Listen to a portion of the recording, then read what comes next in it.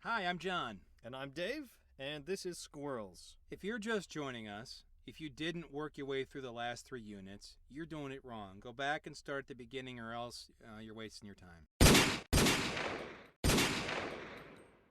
But if you're caught up, if you've mastered sentences and semicolons and fanboys and fragments and colons, then you're ready to tackle the toughest structure of them all. Squirrels. Before we explain what a squirrel is, let's just take a look at one. The subject is easy to find here, and so is the predicate. Briscoe Ames had a hot temper. So that thing between the subject and the predicate... That's the squirrel. And at this point, you're probably wondering why we're calling it a squirrel. Well, see how that phrase, the most wanted man in the Badlands, kind of interrupts the sentence? It's like the writer got so excited about Briscoe's reputation that he had to pause for a second before getting to the predicate. It's kind of like how a dog can be right in the middle of a game of fetch and just freeze for a second to look at a squirrel 50 yards away. My name is Doug. I have just met you, and I love you. My master made me this collar. He is a good and smart master, and he made me this collar so that I may talk. Squirrel! My master is good and smart. So that's why we call this structure a squirrel. It's like a little interruption to the sentence. And calling it a squirrel is a lot easier than throwing around terms like appositives and non-essential elements, which is what hardcore grammar freaks would call them. Squirrels works for us, and we think it'll work for you too.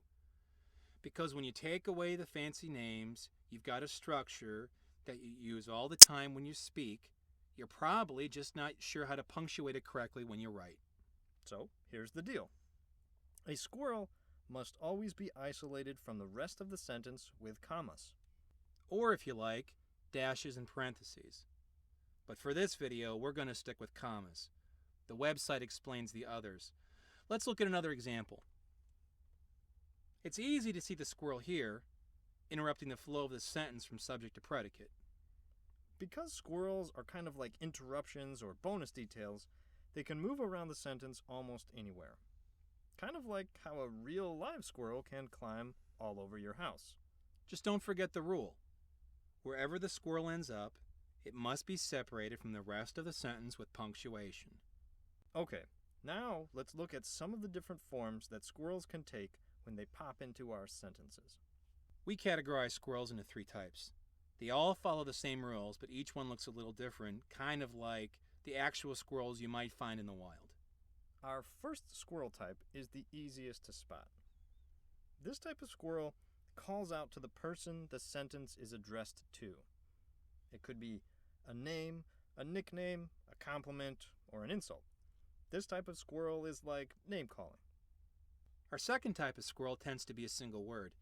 It might show how the writer feels about the sentence, or it might be how someone in the sentence feels, or it might relate back to a previous sentence.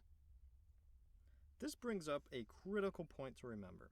The words however and therefore are often incorrectly used to connect sentences the way we're supposed to use fanboys. This is a classic mistake.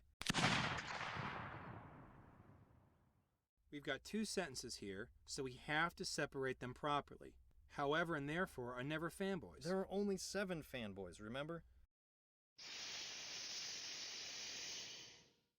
And however and therefore are not on that list. Right. However and therefore are always squirrels, and they follow the same rules as every other squirrel. Okay. Now we're ready to move on to the third and most challenging type of squirrel. Remember how the basic idea of a squirrel is that it interrupts the sentence to provide some bonus detail. Well, sometimes that detail is just description. We can drop in a name or some bonus details immediately after another word. A squirrel like this doesn't have to be short. In fact, it can be longer than the original sentence, and it can even be full of action. Sometimes a squirrel can look almost like a subject and a predicate. Check out this squirrel. Who loved fiery women? Could be a sentence if it had a question mark, But in this case, it's really just an extra bit of detail about Mr. Dunbar's dating preferences. Classic squirrel. And now you're ready to hear the craziest thing about squirrels. Writers can turn almost anything into a squirrel if they want to. Let's say we have a sentence with a fragment in the back. Now, in our unit on fragments, we said fragments in the back are not allowed to have commas. And that's still true. We'd never lie to you. However, if we choose to put a comma in, we're telling the reader that this last part of the sentence is a squirrel, something that's a side note or distraction from the main idea of the sentence. And once we've decided it's a squirrel, we can move it around in the sentence. We're not saying it's a good idea to turn all of your fragments into squirrels. In fact, that's a terrible idea, and you shouldn't do it unless you have a really good reason. So how are you supposed to know if something needs commas around it if almost anything can be a squirrel? It comes down to logic. When you're writing a sentence, you have to decide, is this a critical piece of information that the sentence needs? Or is it just bonus material that is kind of a fun distraction from the business of the sentence? Let's look at an example. The commas around Blaze indicate that the horse's name is a squirrel. Nice to know, but not essential to the sentence. But what if Jode had been standing in a herd of horses? In that case, the writer might need to name which specific horse reared up. Then no commas. Because Blaze is no longer a squirrel.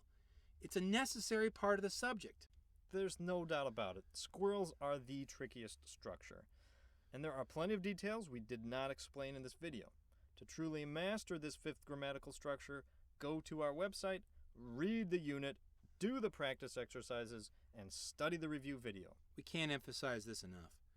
We don't want you to cover grammar, we want you to master it. And when you have mastered the 5 structures of grammar, you'll be ready to tackle our last unit, where we juggle all 5 structures at once. Until then, I'm Dave. And I'm John. And this is No BS Grammar. Happy trails!